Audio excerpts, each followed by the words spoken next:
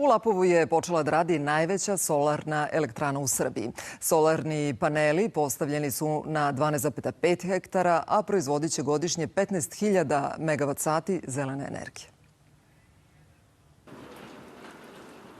Lapovo, nekada čuveno po železnici, postaje poznato po solarnoj elektrani. Na površini veličine 25 fudbalskih terena postavljeno je oko 18.000 solarnih panela. Vrednost privatne investicije je 9 miliona evra. Mi očekujemo da ćemo sa bifacijalnom solarnom elektranom proizvesti između 15 i 16.000 megavat sati godišnje, što je dovoljno da snabdeva električnom energijom 2100 domaćinstava na godišnjem nivou u opštini Lapovo.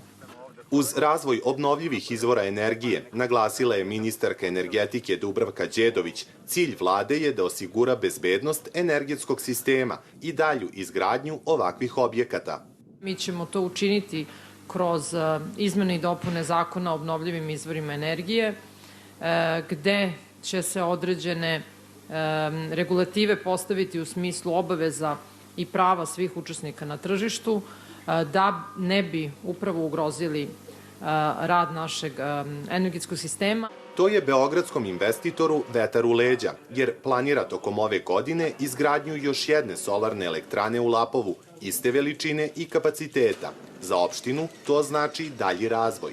Jer se na taj način i čuje za Lapovo, geostrateški smo jako lepo raspoređeni i imamo interesa da razvijamo privredu. Ulažemo u infrastrukturu i samim tim privlačimo nove investitore.